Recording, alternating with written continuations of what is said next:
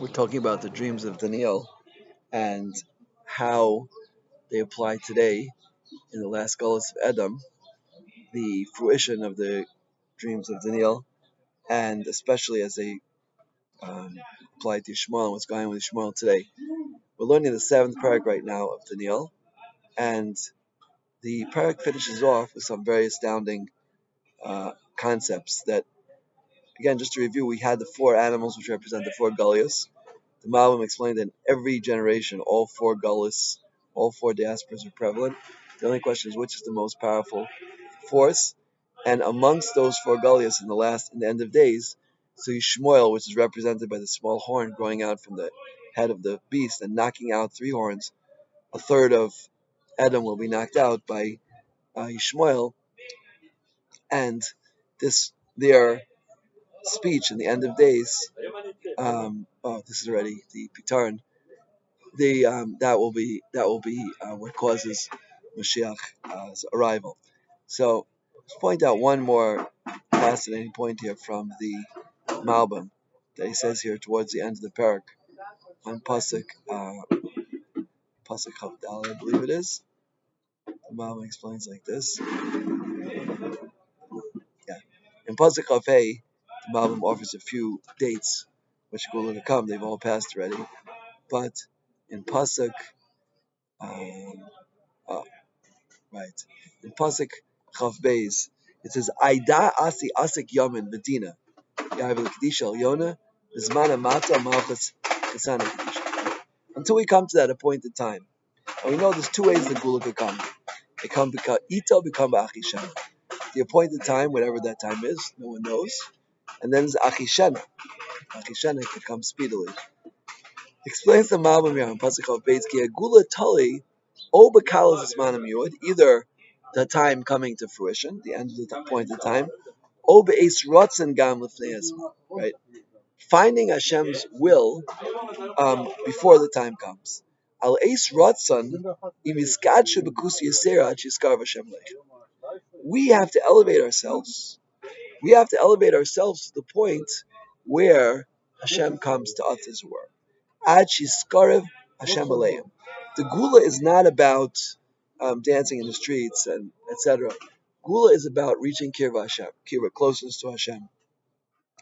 The Chavetz Chaim, in fact, says about the Gula, it's Yomim She'ein Bem Chavetz. We don't want really the Gula to happen. The only reason we have to, one of the six questions will be asked when we come to the world to come, is if Sepisi Lishua, where we yearning for the end of days for redemption, is because of the Chil Hashem, because of the disgrace to Hashem's name that exists today in the diaspora, in the Gullus. So everything is so hidden. Hashem's presence is so hidden in the world. And therefore we're obligated to yearn for the redemption. And says the Malbim, and we'll see the Gra is going to explain exactly how this happens. Hashem, in tomorrow's class, we'll speak about that we have to bring ourselves close to Hashem. It's a dual relationship. Ani ledodi, ledodi li.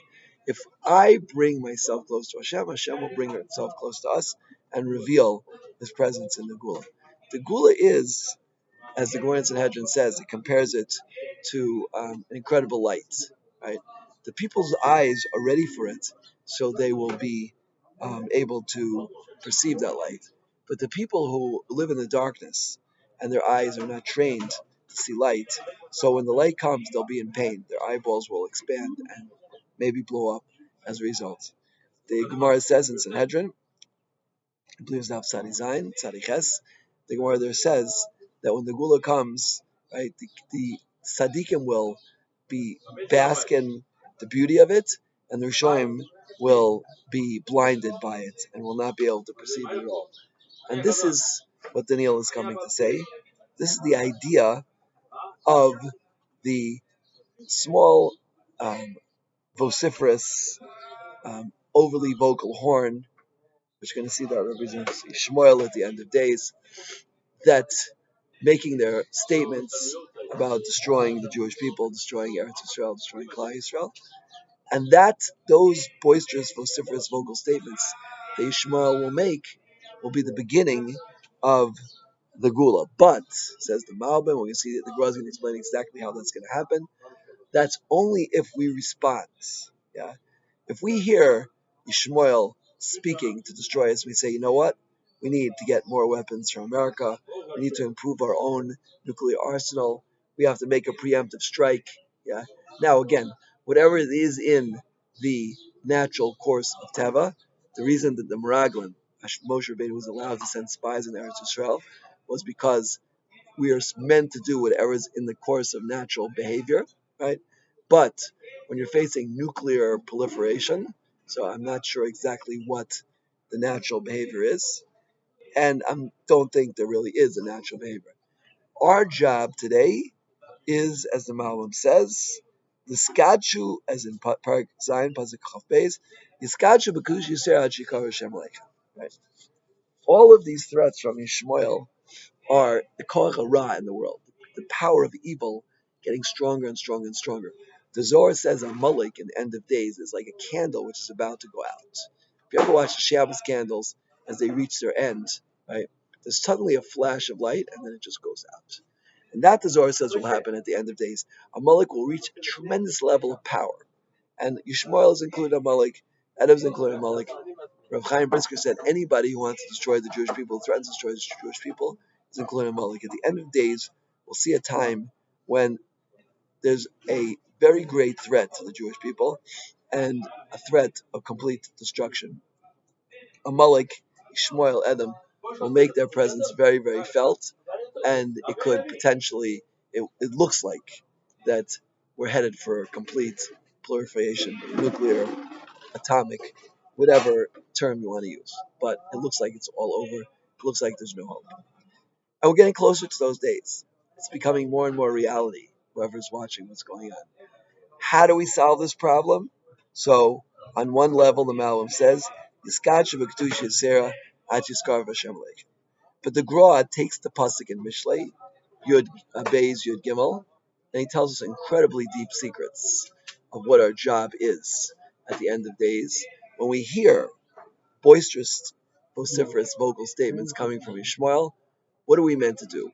What does it mean? What does it represent? When we hear the voice of Ishmael coming over loud, Kol Ishmael, right? How are we supposed to respond, right? Akol Kol Yaakov Yadayim Yidei Esav, right? The Malbim says that Ishmael is really an outgrowth of Esav, right? That's why it's a small horn on the head of Esav coming out and trying to destroy Esav because Ishmael also is a antithetical philosophy against Edom, as Edom is to Ishmael, right? Two opposite world outlooks, and the balance between the two, as the Chidah says, that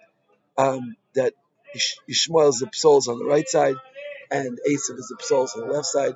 The balance between the two is Klal Yisrael, and the end of days, which we're in now. So Klal Yisrael will be threatened to be destroyed by both Edom and Ishmael, and we have the power within our mouth, right? Kol Kol Yaakov Yadayim Esav, right?